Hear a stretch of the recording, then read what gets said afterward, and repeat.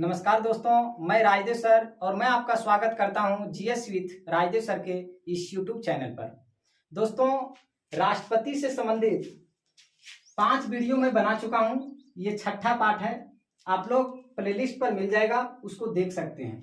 आज बात करेंगे राष्ट्रपति की जमानत राशि। आखिर राष्ट्रपति को जमानत राशि आरबीआई के पास कितनी जमा रखनी होती है और उनका जमानत कितना वोट नहीं लाने पर जमानत जब्त हो सकता है। तो देखिए, चुनाव लड़ने से पूर्व हम लोग पिछले वीडियो में जाना था कि राष्ट्रपति का चुनाव लड़ने के लिए 50 प्रस्तावक और 50 अनुमोदक होने चाहिए, तब जाके आपका आवेदन एक्सेप्ट किया जाएगा।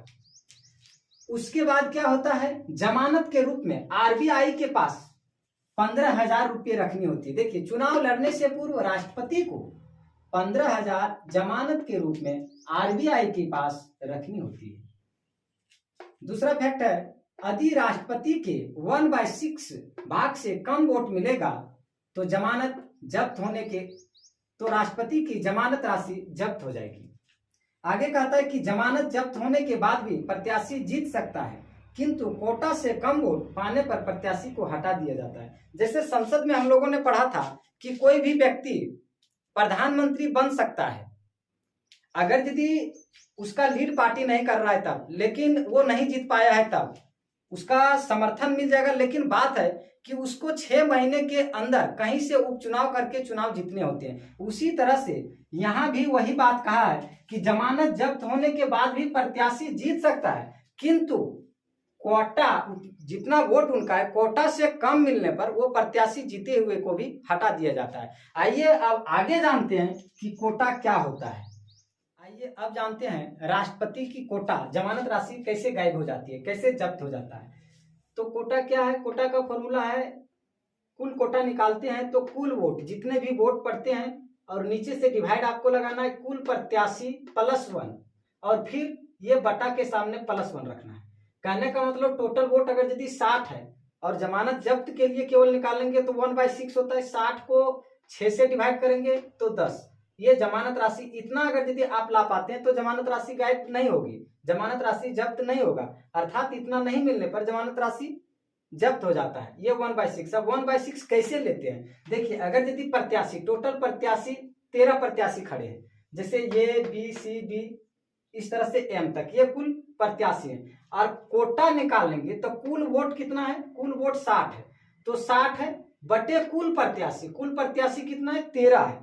और फॉर्मूला में कहता है +1 यहाँ करना, +1 यहाँ किए और फिर ऊपर में +1 किए। इसको बटा पर का जोड़ बनाए तो आ गया 74 और नीचे आ गया 14। इसको अगर यदि हम भाग लगाते हैं तो 6 के लगभग आता है, यानी 1/6 चाहिए आपको। 1/6 नहीं आ पा रहा है एग्जैक्ट, 5.28 आ रहा है, यानी 6 के लगभग आ रहा है, 6 एग्जैक्ट नहीं आ रहा है। तो इस तरह से आपकी जमानत राशि गायब हो सकती है और जमानत राशि जब्त हो जाएगा। जमानत राशि जब्त होना यह एक अपमानजनक की स्थिति है। बहुत ज्यादा इसमें पैसा सिक्योरिटी मनी के रूप में नहीं रखा जाता है। मात्र 15,000 रुपये जमानत राशि के रूप में आरबीआई के पास जमा करनी पड़ती है। आइए अब जानते हैं, आप लोगों का एक क्वेश्चन था कि सर योग्यता तो कुछ जानते हैं, लेकिन दशा, राष्ट्रपति का दशा जो है, शर्तें हैं, वो क्या होता है? उन सब चीजों को अभी हम डिटेल्स में बता देते हैं कि दशा क्या होता है और योग्यता क्या होता है, दोनों में अंतर। तो देखिए, रुकिए, आइए जानते हैं राष्ट्रपति की योग्यता। राष्ट्रपति की योग्यता और इधर जानते हैं राष्ट्रपति की दशा। राष्ट्रपति की दशा, अब दशा का ही दूसरा नाम है शर्त, यानी राष्ट्रपति की शर्तें।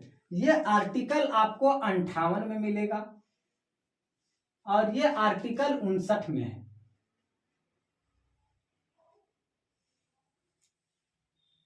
कुल मिला के ये हम लोग जानेंगे कि राष्ट्रपति की योग्यता जो है वो योग्यता राष्ट्रपति के पास होनी चाहिए और दशा जो है, शर्तें जो है, ये राष्ट्रपति को नहीं होनी चाहिए, तब जाके वो राष्ट्रपति के उम्मीदवार के लिए चुनाव लड़ सकता है। अगर यदि उसके पास योग्यता है और ये दशा नहीं है तब, अगर यदि योग्यता के साथ साथ दशा भी है उनका, वो शर्त भी है, तो फिर वो चुनाव के काबिल नहीं है। योग्यता क्या है? सबसे पहले वह भारत का नागरिक हो, वह भारत का नागरिक हो, आयु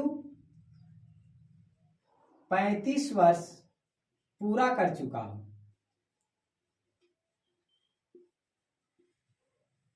तीसरा कंडीशन है 50 प्रस्तावक तथा 50 अनुमोदक हों, और इनका चौथा कंडीशन है संसद बनने की योग्यता हो। अब यहाँ फंसा सकता है कि सर संसद बनने की योग्यता हो यानी वह संसद के पद पर भी रह सकता है। नहीं, संसद बनने की केवल योग्यता हो। अगर यदि वह संसद के पद पर है तो वह राष्ट्रपति के चुनाव में नहीं लड़ सकता है, यानी केवल अर्हता जैसे शब्द है, यानी योग्यता होनी चाहिए। अब 10 शर्तें क्या होनी नहीं चाहिए, ये नहीं होनी चाहिए इधर, ये सब होनी चाहिए। वह पागल ना हो और ना ही दिवालिया हो।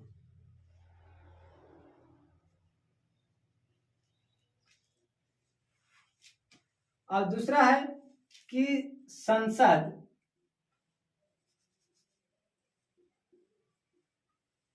के किसी भी सदन का सदस्य ना हो। और फिर आगे कहता है विधानमंडल विधानमंडल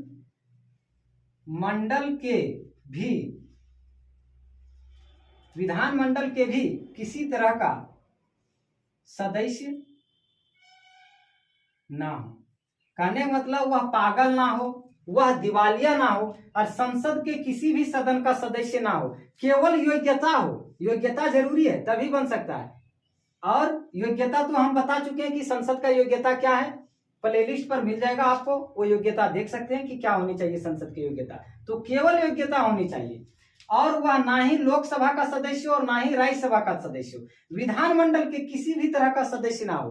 कहने मतलब वहां भी विधानमंडल में वह ना तो विधानसभा का सदस्य रहने चाहिए और ना ही विधान परिषद का सदस्य रहने चाहिए। क्योंकि हमारे देश के राष्ट्रपति का इतना ज्यादा कार्य है, बहुत ज्यादा कार्य है, तो अगर यदि वह सदन किसी भी तरह का सदस्य रहेगा, लोकसभा का और राज्यसभा का या विधान परिषद का और विधानसभा का, तो उसका काम कौन संभालेगा। इसलिए ये योग्यता में जो है वो होनी चाहिए और दशा वही होता है, शर्तें ये नहीं था। दोनों में अंतर। अगर यदि आप लोगों को मेरा काम और प्रयास पसंद आ रहा है तो आप लोग को अपने अपने दोस्तों के पास भी शेयर करें ताकि मैं इस तरह का और भी कंटेंट आप लोगों के बीच लेकर आता रहूं।